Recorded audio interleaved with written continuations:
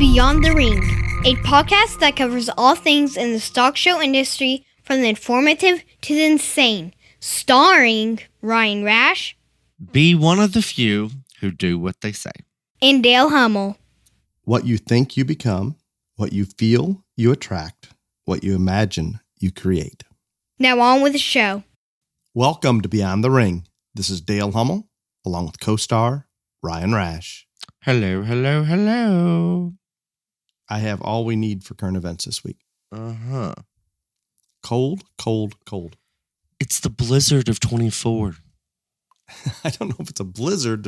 There is snow here in Illinois as we return home. But It is snow apocalypse.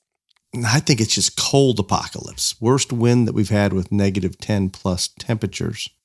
We've been this cold, but we've never been this cold with this amount of wind. And it's causing problems here at the Hummel Livestock.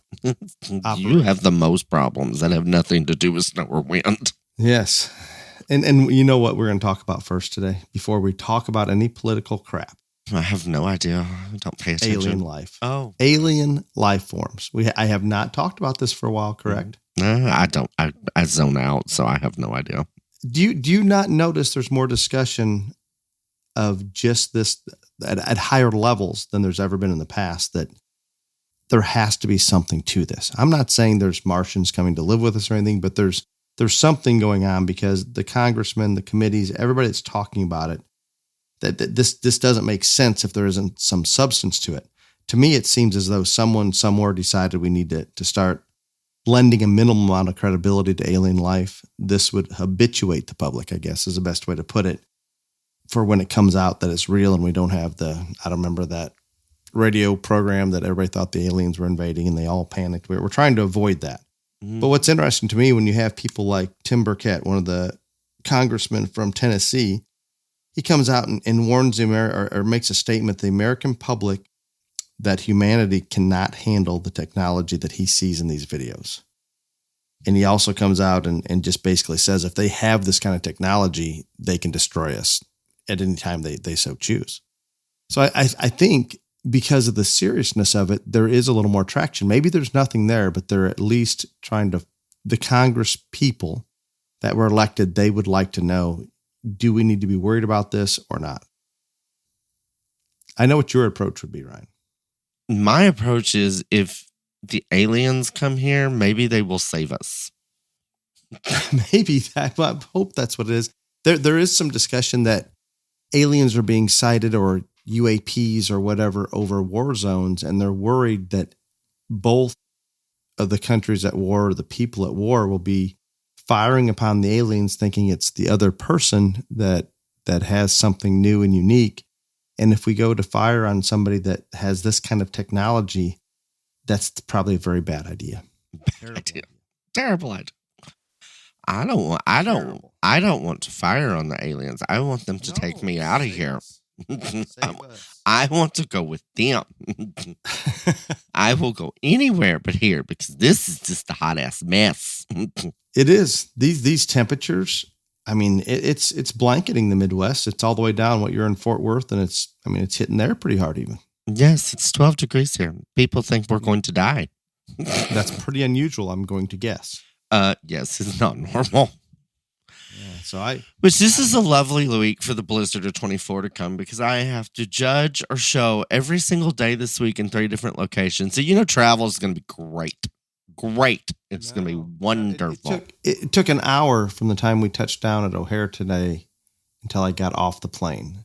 Some parking thing was froze up, a brake was froze up, and then the door to get out was froze. Oh, is that all? Those are terrible things. Is that all that happened? Oh, jeez. I don't know if you're driving or flying everywhere. No, I have to fly. I would avoid it. It's a terrible idea. I agree, but it's not any better than me driving in this. I promise you. I can understand that. Did you hear about the Chinese spy balloons over Taiwan here this past week? No, but I did hear that your president no longer supports Taiwan being an independent nation. I did not hear that. He came out and said that? Yes. Are you kidding me? No, I'm pretty sure that's what he said. He's a communist son of a bitch. I mean, but He's a terrible person. What? Why are there spy balloons? China's sending spy balloons over Taiwan now? Over their military. I would think that they could get everything. I don't think they need all that information, but obviously they're gathering more information. There was 3 of them that went over one of the military bases, I believe on Tuesday.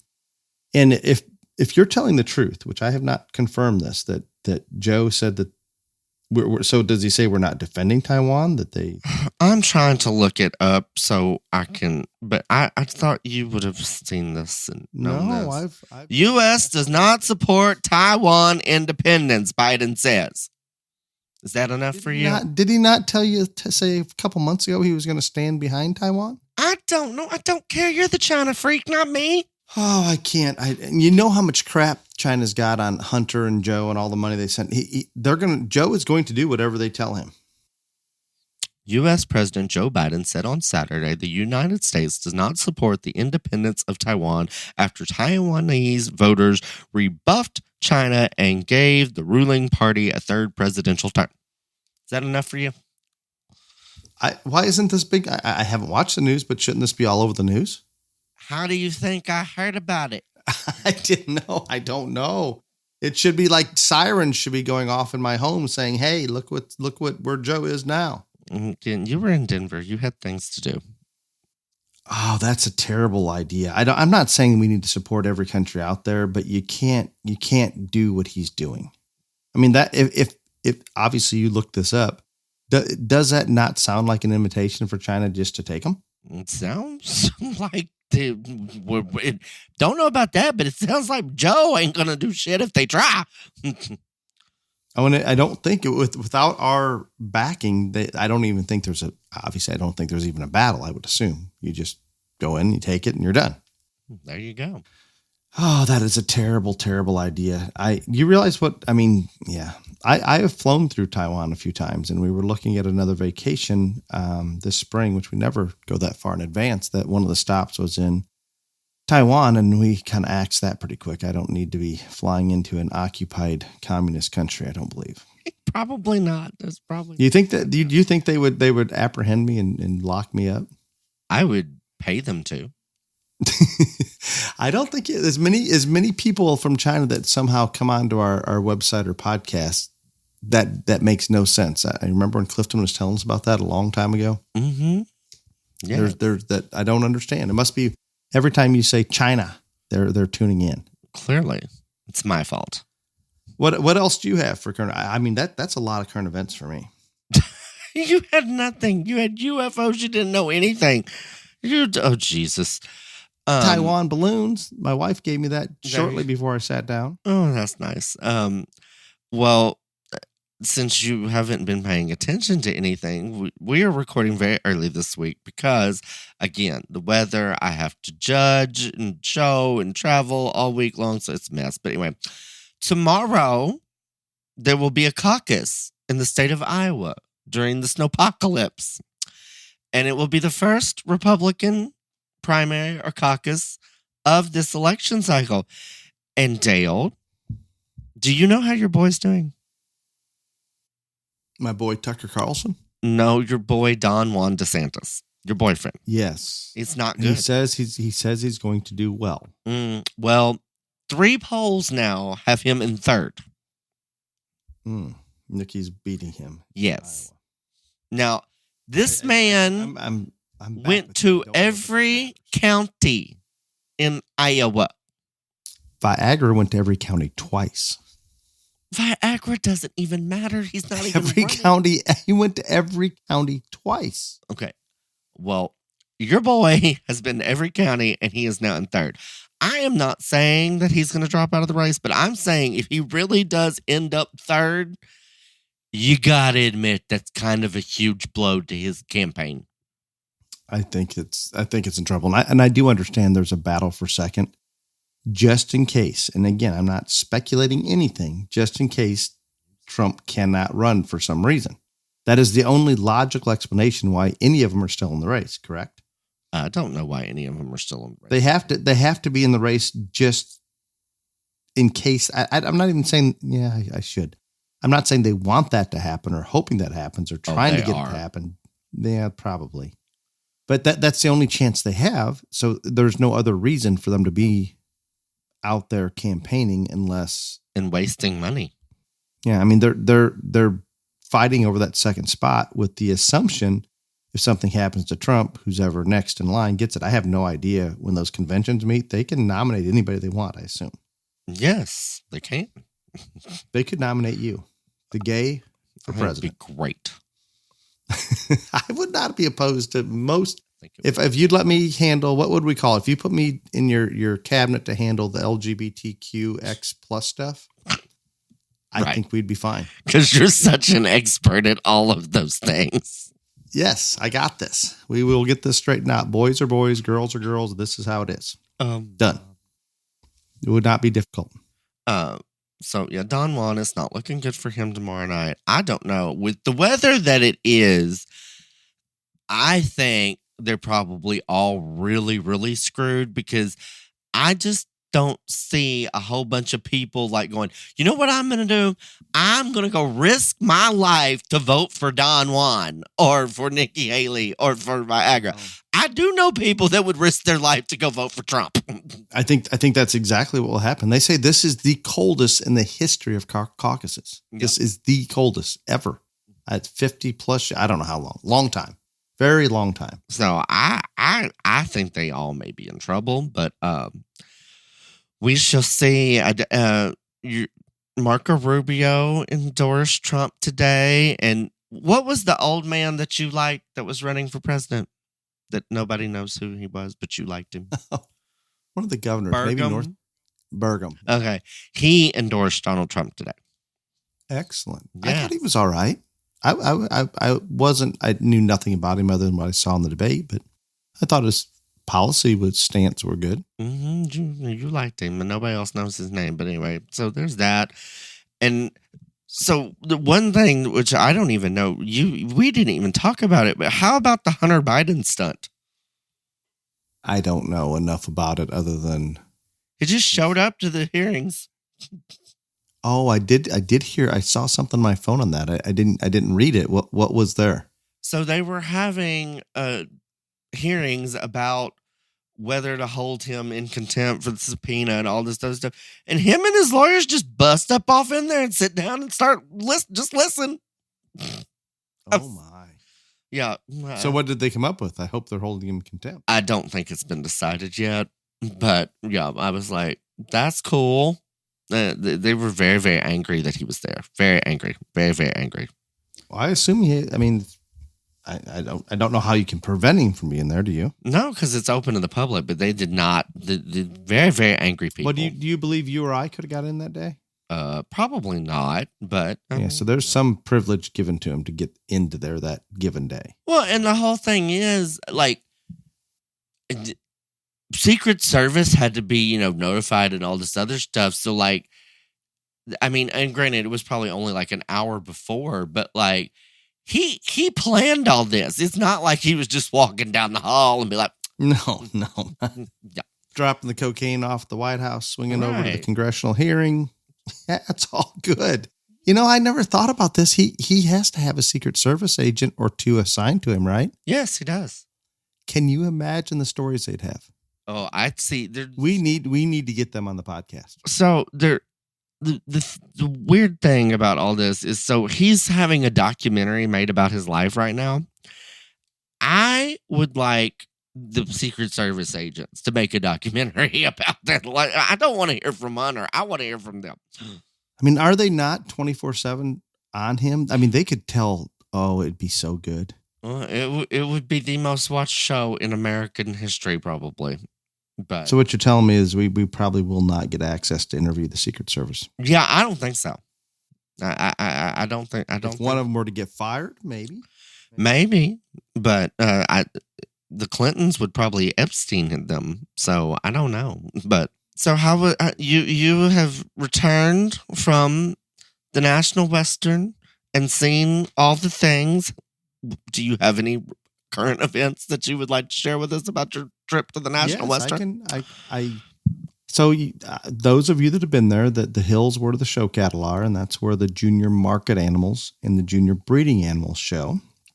They put you in a little bitty dungeon for the most part for the sheep, goats, and hogs. So it gets a little crowded even when there's not a lot of animals there. But the good news, I did witness the new facility from a distance, and it's amazing to look at from the outside. They say I can tell how large it is. They say it's extremely nice inside. It has to cost a fortune. They're going to move all of everything that used to be on the hill is going to now be down where the yards were, even maybe out into it's taking up a good portion of the old yards. And then they've got the yards building down there. The problem this year, because of construction, if you wanted to go from the hill down to the yards to look at pins or display bulls or whatever it may be, I'm going to say it's a 2-mile hike, and I'm sure it's not that far, but in -6 or whatever the temperature was, there were not a lot of people going from the yards to the hill and back and forth. It just wasn't happening. Once the new facility is done, basically the yards you could walk out of the sheep and goat and hog barn or the cattle barn, what we call the hill, and you could step right into display bull row. I mean, it'll be really good when it's finished. But right now there is zero resemblance of the old stockyards, the catwalks, all those things that I put quite a bit of sentimental value in and historical value. They're gone. It's going to be a very nice facility, a very functional facility. I can't imagine how they got the taxpayers to pay for all this. And supposedly will be done not in 25, but 26. So one more year where they're at. And then I believe that, I don't know this for a fact, just talking to the Colorado locals that were showing there, they thought they were going to tear that down. They could not tear the Coliseum down because of historical value.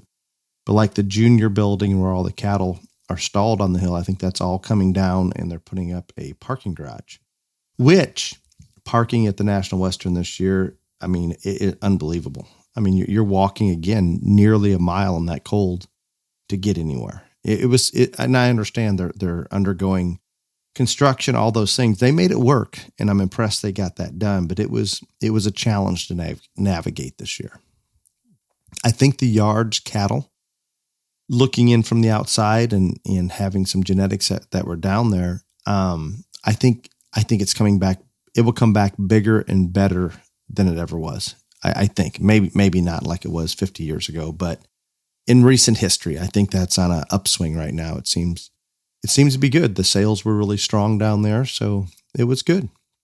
Wonderful. I'm happy to be back home and worried about the animals. I mean, I feel for these animals outside when we're -10 and 35 to 50 mile an hour winds. It's just about impossible. It really is. We actually left a goat home, a doe, because we'd have to haul her back through the really extreme cold that wasn't as bad when we hauled out to Denver. And it's a terminal show for the market animals, so we weren't hauling those back. But we left our doe home that we're planning on showing just because it was -20 or worse coming back from Denver on the trailer last night. And I'm sure that maybe they can handle it, but it's terrible. It was interesting that just think about the cattle that were tied out when we came into the barns in the morning at Denver. I mean, those things are out there, and I mean, I understand cattle can handle it pretty well, but it was impressive. They toughed the cold pretty well without the windbreak or anything, hanging out in downtown Denver. Well, you need to go see the new. I mean, the new building. I did not try to go in. I don't know if they're giving tours. It was all kind of fenced off, but it's big. It looks incredible from the outside. I don't know who you'd bring in to design something like that, and I hope they brought somebody in to put some thought into how a show facility should be put up. I'm sure they did. But if that's laid out correctly, it could be incredible. Very interesting. Well, when it all gets finished, I'm sure I'll go, but I'm going to let them get it finished first. Yeah, but you got at least another year is my guess on that one. Me and 2 mile walks, not so much. And it probably isn't 2 miles. It felt like 10 miles in the cold. Mm-hmm. It was bad. And they do have shuttles that run back and forth if you can flag one down. I mean, they did everything they can to accommodate basically being under construction and the stupid, crazy cold weather. There you go. Do you have some BTR JLA news? Yes, I am going to announce the 2023 BTR JLA National Top 10 Cattle winners for this year. In first place, making history as the first 2-time national champion, Dallas Ritchie with 875 points. Reserve was Tyler Lindsay from Mississippi. Dallas is from Indiana. Tyler Lindsay, reserve, Mississippi, 755 points. Third place, Todd Danley from Texas with 685 points. Fourth place, Sarah Danley from Texas, 670 points. Fifth place, Tara Poff of Ohio with 602 points. Sixth place, Cade Lott of Mississippi with 584 points. Seventh place, Jacob Ponyer, Mississippi, 576 points. Eighth place, Grady McCrew, Pennsylvania, with 553 points. Ninth place, Garrett Roosh, Ohio, 550 points. And 10th place, Delaney Lucy from West Virginia with 550 points. So that was the top 10 national cattle exhibitors in the point standings for 2023. And it was a very geographically diverse bunch out. Mississippi came in strong this year in the cow shows. It did.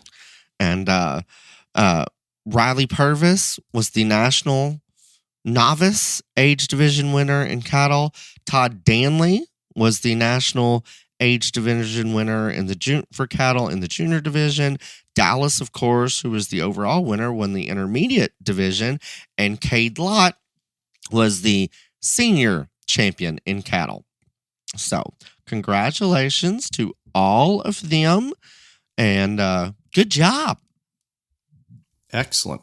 Great job. That's a lot of, I mean, those are some fairly impressive points. That was, yeah, they're hitting some of the larger shows to get to that point. Mm-hmm. Yes. That is good. Well, I have a question for you. You forgot your water boy duty. No, I didn't. No, I did not. What is one of the most important factors when show stock hit the ring, Ryan? What is it? Hydration. Hydration.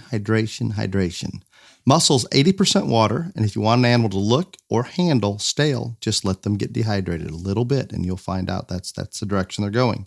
Keep ShowFresh H2O in your show box, and when you ask them to drink chlorinated city water, this will help. Tried, true, and proven, ShowFresh H2O can be purchased at your local farm store, show supply trailers, or at swampfox.com. Well, today's topic. You just so fancy, Mr. Waterboy. Brought to you by the gay. Is that accurate? Sure. The pros and cons of using the same judges 2 years in a row. Have you judged shows 2 years in a row? I have several shows 2 years in a row. So, yes, I have done it multiple times. But I don't know, again, this isn't something that we've ever talked about before. And I think it's interesting because while I do think that there are a lot of advantages, I think there are also some disadvantages. And it is, in my opinion, that this is really not as relevant or not as out there as it used to be. Several years ago, I would say a great deal or majority of shows used the same person 2 years in a row. I mean, I can think of when you go back when I was first starting judging, and that was a very long time ago, that was, and there wasn't as many jackpot shows, but the county fair level, that was pretty common. And obviously now it's even common at the jackpot shows and some of the national shows. No, it's interesting, but it's less now than before. Would you agree? Oh yeah, that's what I'm saying. I don't think it's nearly as often as it used to be, and maybe not on jackpot shows, but like you said, county fairs, state fairs, some national shows. This was a pretty common occurrence for quite a long time, and then it's just kind of gone by the wayside. But still county fairs that have held on to it. Oh yeah, I mean, I'm not saying it's completely gone, but I just don't think it's nearly as often as it used to be. And I guess the reason that I think shows do this or ever have done it or will do it or in the future is because the thought process behind having a judge 2 years in a row is you get to watch them go that first year, and you can hopefully get a read or an understanding on what that judge's priorities are, what they, emphasize in placing, all those things. So when you pick your animal for the next year and you know that they're coming back, you can, try to select one that you think will fit the type and kind said judge is looking for. So you can purchase the type you assume they would like or they use that year. You can feed and manage accordingly. It's a plus in theory. Yep. To get you better dialed in with what you assume their priorities are and the type of animal that they like. Mm-hmm. I mean, I think that's what you would know better than me, but I think that was what the purpose of this whole thing was about once upon a time. I don't know if it started. I really don't. I would think so. That's the logical, practical reason, or not. You don't know why it started? Well, no, you should. I'm not. I'm saying I think about some of the people that are hiring judges, whether it's extension people that maybe don't have a livestock background. I think it was easier at the county fair level if they can get a 2-year contract, then they're not searching for a new judge every year. So I think that played a little bit of a role in some of them. But no, I'm with you. And indirectly, I wanted to bring up now the Texas majors. I'm not saying they're hiring the same judge 2 years in a row, but what is interesting, and I believe Fort Worth still does in some species, Ryan, at least the goats they have in recent history. Fort Worth in the market animals and the junior breeding heifer show, unless I can count on one hand the number of times where they weren't there 2 years. Yeah, I mean, I can think of a few examples, but not very many. But even if you look at it this way, I think some of those in charge of hiring judges at the majors, if you have Judge A sort San Antonio this year, and it's the first time they've judged that species at a major, if things go fairly well, what's likely to happen, Ryan? That they'll judge another one the next year, not San Antonio again. Yeah, not the same one, but and I think it gives. I think right there is our example, and there's such a different mindset in Texas than there is the rest of the country, and it's not as much now as it was even 5 years ago. But it seems as though those of you in Texas, because you have 5 majors plus to choose from, and a lot of other bigger shows, you have more animals on feed usually. And you can kind of pick and choose which animal to go to which judge. You're more concerned about knowing what type of animal they're going to use. And we've talked about this so many times, than maybe if it's an animal you like or not. You just expect them to come in and do what they've done in the past and be consistent. You can purchase, you can feed, you can manage for that. Obviously, and that mindset has really grown in Texas. And I think when we get out of there and we go to the county fairs across the country, we should be looking at the same thing. If you suspect or they have announced that same judge is coming back, I think you're crazy not to try to adapt. I'm not saying change your whole program and go find something totally off the wall that you don't like, but adjust, make some changes to try to fit that person. Right. And so, talking about that again, like, I don't want everybody to think that we're sitting here saying every show should use the judge 2 years in a row. It's not that. This was a very common practice. I don't think it is not nearly as common as it used to be, but I do think there are some advantages, like Dale's saying. If you watch the first year, and you're going to have to go with the fact that person is going to come back and do a similar job the next year. And you can do, just like Dale said, from selection to feeding, even in showmanship. And, this is about, when we tell you on here that you need to research your judge in whether it's a market or a breeding show or even in showmanship, you hope that they're consistent and you hope that they stay the same at most of the shows they judge. That's what we all hope for and should expect of a sorter. But like I said, showmanship, even when you show to somebody at one show and then maybe it's 6 months and you show to them again, there are certain pet peeves that every showmanship judge has. And if you know those, you can change your style, or you cannot do the pet peeve that, like, for instance, for me, I'll just put this out there. I've noticed a lot of kids chewing gum lately in showmanship.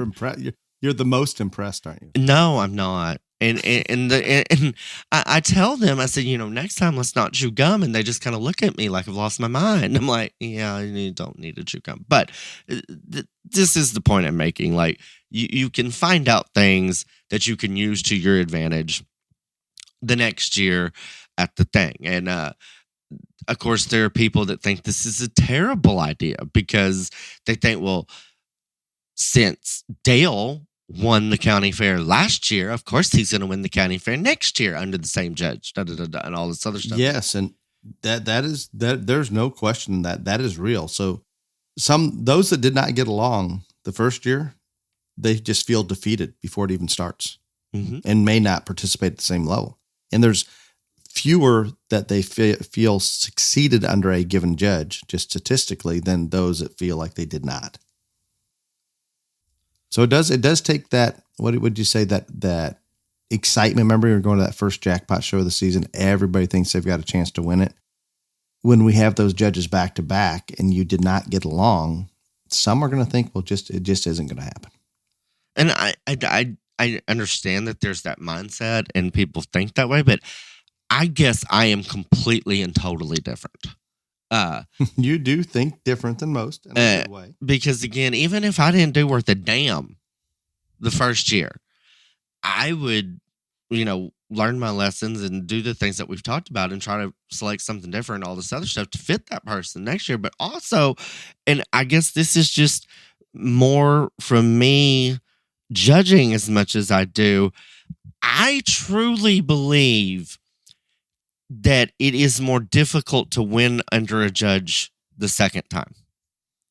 And I may be just completely different than anybody else on this, but my thing is whether it, and you're like, well, he won last year, so if I use that one again, are they going to think I'm political, or are they going to think this, or all this other stuff? And even though you may not even met that kid or that family other than the 5 minutes at the awkward backdrop picture the year before, those type of things go through every judge's mind. And that's just the truth. And there's no question. If you're out there, the other showman or those show families, the same person wins both years, even if it's the best animal, like you mentioned, it will not be looked at in a positive light. No. It just won't. It'll be looked at as everything but that family brought 2 really good animals each year, or 1 each year. Right. And so I think that there's definitely things like that go into play that because that's why I'm saying I just have a completely different outlook on this. The ones that are defeated going in before because they didn't do well the first year, I look at it as, hey, I got another chance. I've got more information. I've got more knowledge here.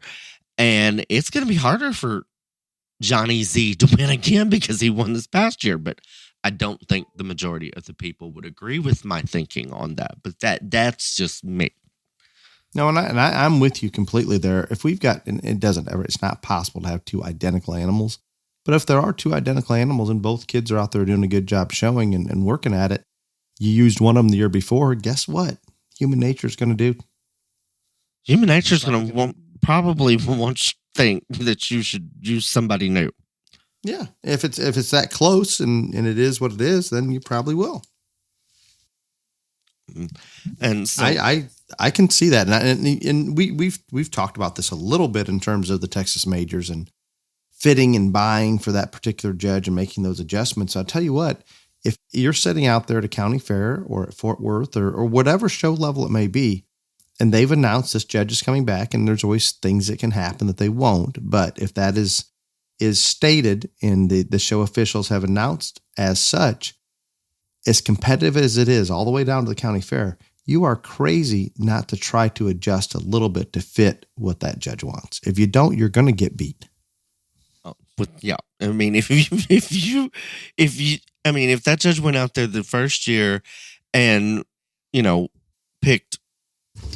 emphasized structure and look, and they didn't have to be the heaviest muscled, and you brought, the stout, just not as good moving or a pretty one and you didn't do well and you do the same thing again the next year, then it's probably not going to work out real well for you again. But so I agree with you. I think that you are shooting yourself in the foot if you don't, if you have the opportunity and know that the same person come back, if you don't try to conform to what that person did the year before. And again, I think there's a lot of positives when this does happen if the sorter, does an honest and fair job and is good with the kids and all that other stuff, because you can learn and you can change things. Now, what happens on the opposite end, Dale?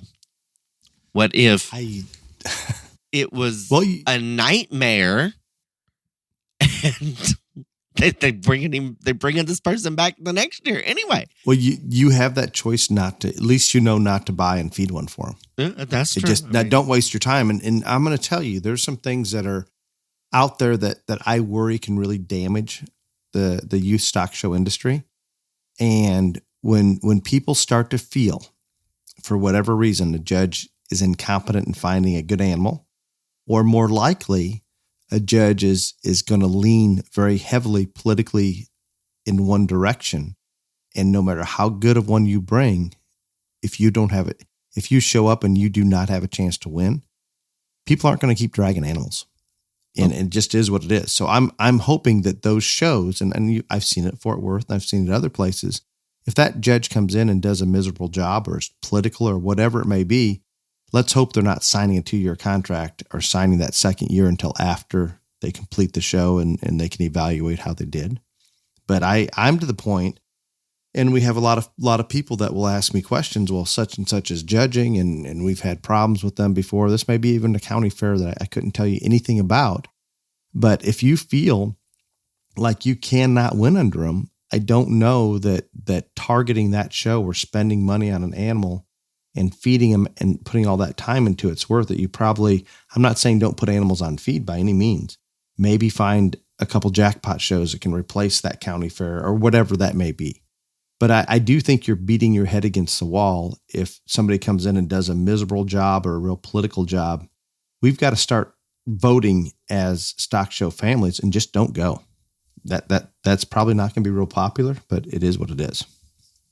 No, and again, there are, and I think most times, regardless if it was a nightmare or it was political or the person just didn't do a good job, normally they still come back. I don't know why. I don't understand it, but it was very, very, very few times. It's got to be a train wreck. Yeah, I mean, times 10. And again, I don't know why, when whatever level this show is on, again, I can remember at major shows where people were just livid and mad and angry and very vocal about it. And yet that person got to come back the next year.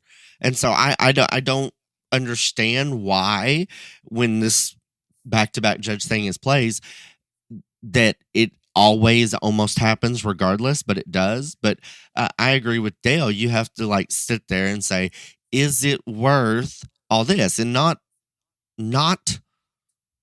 give up showing or anything like that. But you don't have to go to that certain show. You can go to a different show and target a different show, whether it's your county fair. You can go to state fair, or vice versa. If it's state fair, county fair. If you still want to participate, go get another species for that deal till that person's off the 2 year. Yeah, don't beat your head against the wall trying to accomplish something you cannot accomplish. Right. Yeah. I mean, there's other ways around it, and we don't ever want this to be the situation where somebody that does a terrible job or is god awful political or hateful to the children get to come back. But if that is the thing, I agree with Dale. Just don't subject yourself to it. Get another species, go to a different show, and, have fun doing that. But do not, because the dread that you're going to have for 365 days leading up to that event it is going to be terrible. I'm just telling you. Again, because we have had this experience in Texas. We know it. We've done it. And it is not fun. It is not fun at all.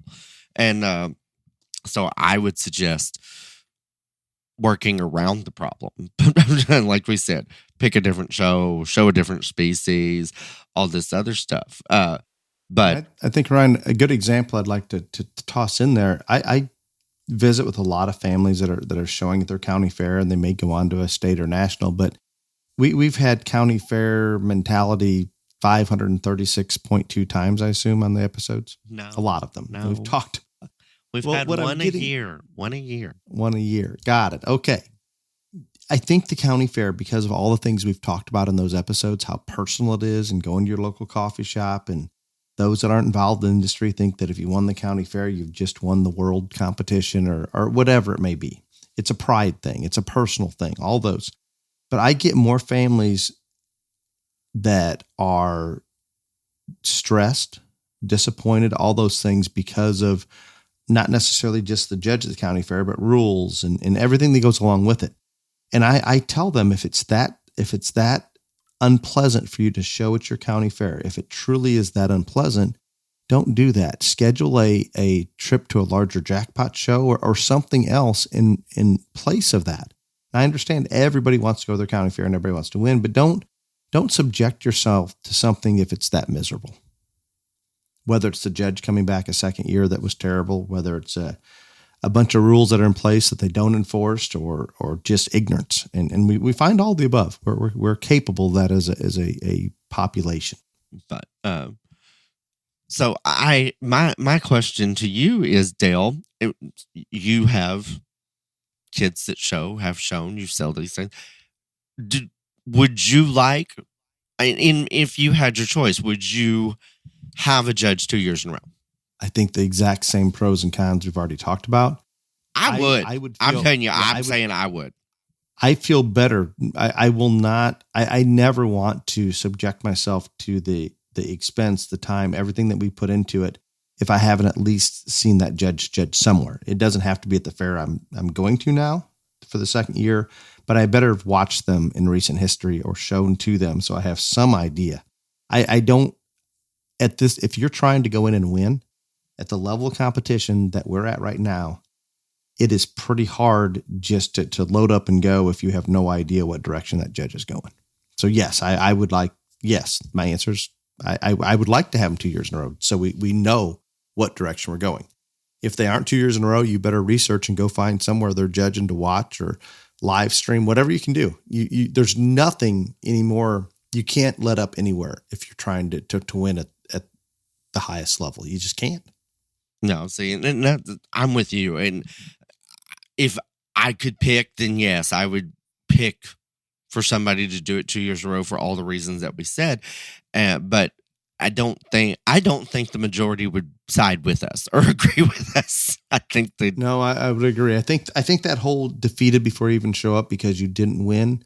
If you're not in this pretty deep and going to a lot of shows and understanding it inside and out, more times than not, you're just going to say, well, I didn't win. I can't win. That family's going to win again.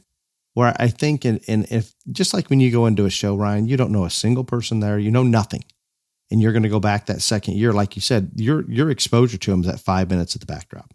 Right. There is no political tie. There's nothing like that. But unfortunately, the populace is going to tie a lot more things to it than what's there, rather than look at it that they have to be just a little bit better the following year to be able to do it again. I think I think it opens the door even wider. Now, if you have a judge that knows families or is tied to certain families in that county, and you're absolutely aware of it, then you're in trouble. But if you've got somebody coming in that is not political, doesn't know the people, I think you have a better chance the second year by not being the person that won it the first year. You know, when we were talking about how at the beginning of this, that we're taught that this used to be a real popular concept and now it's not. And just sitting here talking about thinking, I think probably the reason this is not utilized or seen as much as it used to be, because again, it was very heavily utilized at one time. I think there's two reasons. I think number one is just what we said. I think that overwhelming people probably have expressed their dislike of this type of deal because, like you said, we're defeated already. We can't do it. Yada, yada, all that other stuff. I also think probably, and maybe even a larger reason, is I think that the mindset is that we have so many more competent and capable sorters that we should use somebody new and different every year. I don't know if that's true exactly, but I do think that that is what the masses seem to think. And I guess my thing on that is, if that was true, then why are we using the same people to judge the same shows over and over and over again? Not 2 years in a row, but just like you stated earlier, if somebody does a good job at San Antonio, they're probably going to judge Houston either the next year or the next year, and et cetera, like that. So, but I do think those are the two primary reasons on why this is not as relevant or utilized as it once was. Agreed completely. And I don't know that it's not so much that there's not capable sorters out there, but a lot of times, and this goes from the county fair level up to the national level, sometimes those that are selecting the judges are not in the trenches and they don't know, and they're just taking input from others, and we just don't always land on those people. Are you ready for the big part of the episode? What is the big part of the episode? It's going to be short though if we don't keep going for a little while. Well, what is the bit? What did I miss? What did I answer? I dug deep for 3 good ones. Oh, good. I'm so excited that you spent so much time digging in for question and answer. I'm just elated. Airport. Usually I'm scrambling while you're talking, trying to find it. I had them done before we even started recording. Oh, isn't that just wonderful? Look at you. You're such a gentleman and a scholar and wonderful, lovely. Yeah, but anyway, okay, go right ahead. Fire away, Sensei. Jackie submits this one, and this was from a while ago. I maybe have missed it a couple times. Again, I don't think you're supposed to be using these people's names. Yes, no, they put their name in it. Now, the one time they did say after the fact, don't use it. And sometimes they'll say, please don't use my name. These people didn't say that. They did not. So Jackie, I didn't use the last name. Thank you both for pulling back the curtain and speaking the truth about the good and the bad in our stock show industry. My question to you guys is, in the big picture, what is a primary benefit of showing livestock? I think she's leading us into a question to an answer she wants to hear, is my assumption. I mean, that's a very deep question there. And I will give my honest answer that I normally say at every show. And I think that probably the greatest benefit, that's what she's asking. What's the greatest benefit of this, right? Looking at the big picture. Looking at the primary benefit. Yep. Her words, primary benefit of showing livestock. Right. For me, and I just said this, I think what everybody takes away from it as the primary benefit is probably different and individual for all of us, because you do learn so many things, and you get so many skills and attributes and connections and all this stuff. But what benefits each one of us the most is very personal and very unique. And like I said, what I took from it is just to have the courage to be the person that exactly who I wanted to be. And that's not the same for everybody else. But I think in the big picture of it all, and I say this at almost every show, not every kid is going to know what it feels like to be a grand champion in the show ring. But if they will take everything that they've learned in the show barn and the show ring and use the connections that they have made throughout this industry, they will know what it's like to be a grand champion in the game of life because of the time they have spent in this program. And so that big picture for me is what I think is probably the greatest benefit for everybody, even though what all of us take away the most is probably very different and unique to just that person. I think that's a great answer, Ryan. And I've heard you talk, and we've talked about this many times. I look at it very similar. I think all of those things that you're saying kind of go into where I'm at as well. And if I just look from the outside or the big picture of it, I think the benefits, and there's a lot of different sports activities and youth things that we do, but I think this is the best at it, and I hope it continues to be that way. It's to raise better human beings. And everything you said there leads to exactly that. And that includes putting those, we need to put those youth in an environment that they understand personal responsibility. They understand you're probably going to have to be competitive, that the real world is competitive. It's not a participation sport. I think surrounding them with good people, good role models, all of those things come into play. And the bottom line is I'm doing it as a parent, I can assure you, and most of the families that we work with, is to give those youth, those kids, their kids, put them in a situation that's a good environment to make them better human beings. It's good. And you're right. There's going to be individual things that are so personal for each exhibitor, whether it's confidence or whatever it may be. There's a lot of different things that come out of it. But Jackie, that was deep. I apologize for not getting that on earlier, because I honestly couldn't tell you how long ago she submitted that. I had to dig deep into the email on that one. Oh my. Perry gives us the next question. Love the podcast and look forward to each episode. What are your thoughts on trends across species encouraging feeders to put much older livestock on feed? I told you I had good ones. Well, I don't think that trend is ideal, but I also don't know how we stop it. I guess it's the long and short. The short answer. Right now, if you want to win, you better do that. Right. Yeah. I mean, again, I don't think that is ideal at all. But not sure how we go about stopping it right now. The trend has to change. That's it. It won't change until the trend changes. I understand that, sir, but I don't think there's going to be enough people to get that trend to change right away. Is what I'm trying to get across. We're in it for the long haul. I don't say that. No, I'm not saying that, but I think we are.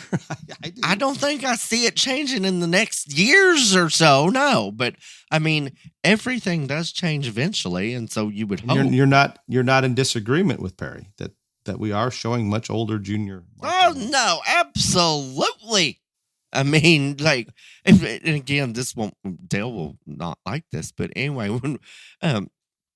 when I judge goats and we get into that heavy division or something like that or whatever, and like there is one, I'm be like, look, nobody's fooling me here. I know how old these things are. Okay. Like it just is what it is.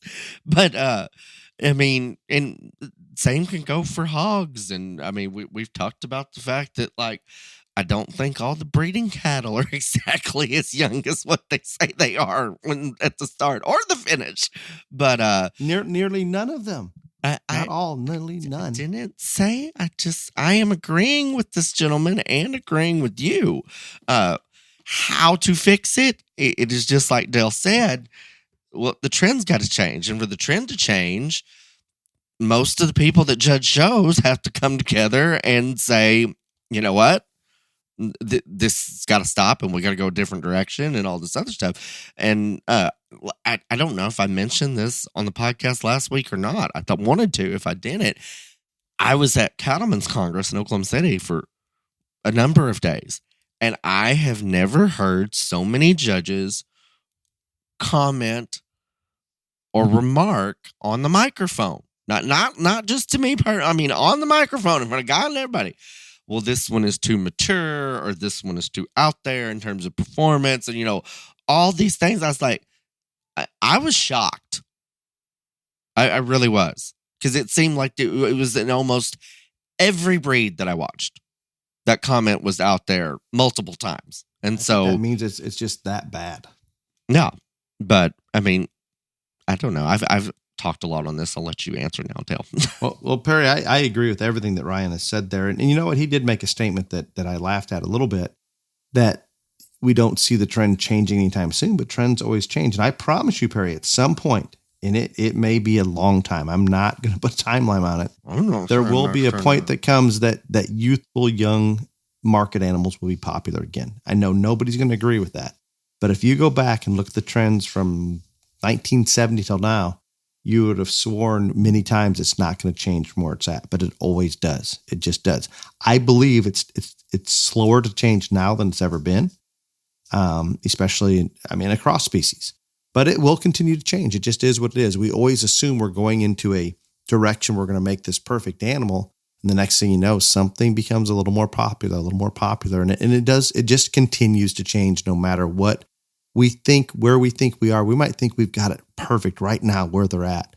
It will change, I promise you. So that is good. There is one more thing that won't fix it. And here's what sometimes we try to fix it. We'll put a rule in the book, whether it's a state fair or a county fair. Let's say we're showing in the summer at a county fair or state fair, Ryan.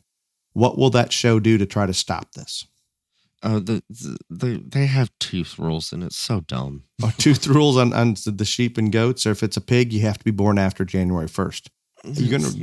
Whether it's papered or a crossbred, it does not work. What do the breeders do? They don't put birth dates up in the online sales. It's very simple. Very simple. But the one thing on this question that I thought, we answered him, but we also, the people, we didn't say the reason why we are in this and why they have to be more mature to win is because we want them bigger boned, we want them stouter, we want them, all these things across species pretty much.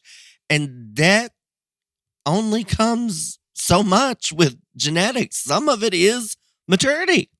And I just wanted to bring that up. That's why maturity is popular. I'm not saying there's any basis in the real world for any of it, but maturity allows for more feature. Feature sells, feature wins right now. Period. No doubt about that. But yeah, you're not going to fit. If any show managers are out there, you're not going to fix it with the tooth rule. It's just not going to happen because I'm not going to explain all the ways it's not going to happen. It's not going to work, but I'm just telling you, it's not going to work. So Ryan, I'm going to announce right now, we are going to have an episode, and it's just going to be called Rules. And you and I are going to talk about rules that you can enforce, that you can't enforce, that are ridiculous, that maybe are good. All of the above. Good, bad, indifferent.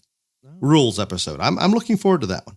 I did not know we were doing this. Yeah, just thought about it. Just now thought about it. It'd be good. You will. It'll be 3 hours long. It will not. It will be very, very long, and Clifton will be very, very angry, and I will probably have more. I will probably have 16 heart attacks during this. It'll be episode. Good. It'll be really, really good. Okay, Sue gives us the next question. Ryan and Dale, what are your thoughts on using people to judge shows that can be tied to many of the animals and or the families that are showing the animals?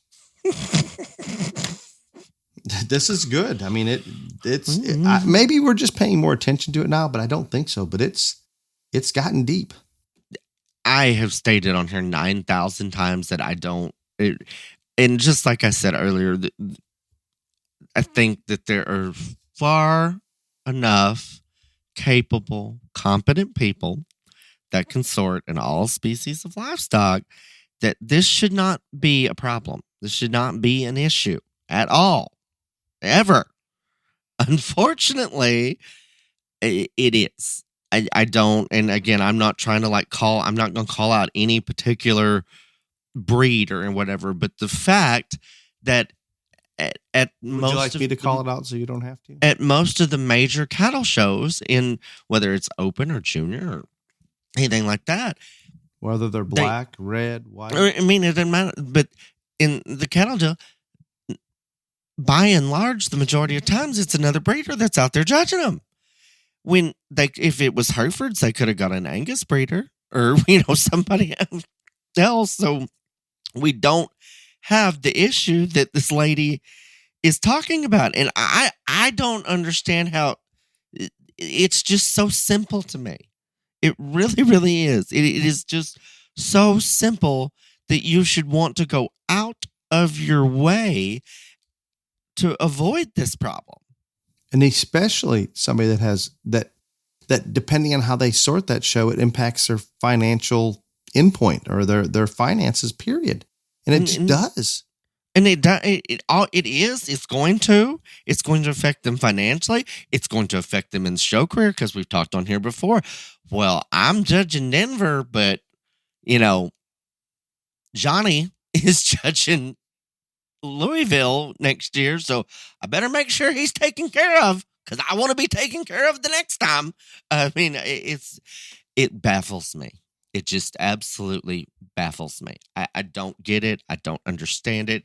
And I have given up on, we had a podcast topic on just because they asked doesn't mean you have to say yes. And I have absolutely given up all hope on people actually turning down shows when they know they have no business, either sorting that because they don't know anything about that species or whatever, or because they might be compromised in terms of what this lady is saying, that they know too many breeders, they know too many kids, etc. I have absolutely lost all faith that is ever going to happen in life. So this is probably, in my opinion, one of the greatest problems facing us right now. Is just this right here. Like, and it is so easily fixed. It really is. It is just so easily fixed. But it can have such a positive impact if it is fixed on the youth livestock show ring. Period. It can. If it doesn't change, it already has. It's already had a negative impact. People are just saying, "Screw it." That's a lot of money. That's a lot of time. Why do we do this if we're not going to go in and have a fair shot? They just aren't. People aren't that stupid. They're not going to continue to do it year after year after year. So people, pull your heads out and wake up here and try to do better. Those of you that are in charge of hiring judges, do more research. If you're not in the trenches and you don't understand that, reach out to multiple people. Do all the research you can. Go on to the live streams and watch them. And Ryan, we've talked about this many times. And you're never going to get it just perfect, but you have to put as much effort into it as you can justify to do the best you possibly can. But this really is something that can be fixed so simply, because again, if you know enough about this person to call them up and say, "Hey, will you judge my show?" Well, if he's a Wagyu breeder, he probably don't need to be judging the Wagyu show. Nope, does not. I mean, I don't know how, even if they want to try to do an honest job, subconsciously it's going to be hard, because they're going to have genetics in there. They're going to have business partners. They're going to have people that have bought from them, whatever. It's impossible to avoid it all. It is. I'm not saying somebody can't block it out and do it. There's not very many. No, I mean, and I don't think that everybody that gets asked is in that situation, whether they know people or they're in that breed or in that species or all this other stuff. I don't think they intentionally go out there a lot of times to, help themselves in the long run. But we have talked on here, and I don't know why we haven't had it be a whole podcast topic, but I have had more people comment to me on this than anything else. I do not think, other than the people that do it, and they don't want to admit it out loud, I do not think the masses that have never judged a show have any concept of how much your subconscious affects you when you're judging. And it just does. It's there. It's real. Y'all don't want to hear me say it, but it is the truth. And this is typical. And so, again, this is a super simple fix. Very, very easy to fix. There are plenty of people in all species that are capable of judging these shows that do not have connections to other people. But the people that hire them just have to be smarter when they're picking out who judges. Agreed completely. Can I do some livestock industry current events that I should have put up higher? Oh, go right ahead. You sent me a Facebook post. The cattlemen's moved their date back another week. Is that accurate? Yes, they're starting the 4th. And I'm thinking about that. Does that not fall then directly on top of Denver? I do not know what Denver's dates for next year are. I have no idea. That's a mess. I'm just telling you that is a mess for the people that are trying to get to both of them or having to make a choice. That is a mess, period. Well, you don't know that until we know what Denver's dates are. But True. Cattlemen's did announce that they are moving. They're the 4th through the 16th, I think. Cattlemen's Congress the 4th through the 16th next year. I suggest they both sit down and have a little meeting and try to work this out. Well, I would agree. I think that again, and for the betterment of the industry. And you can throw Fort Worth in that mess too, because they're right on. Yeah. And that's what we said. You would want, and you would think that all of these shows would want all of the exhibitors that want to go to all of them to be able to get to all of them. So hopefully, even though, schedules change and stuff like that, that they'll still, because I know a bunch of people that went from Oklahoma City to Denver this year. And so hopefully it'll all work out. Agreed. Well, thank you. In the bitter cold of the north, be safe. Y'all come back now, you hear?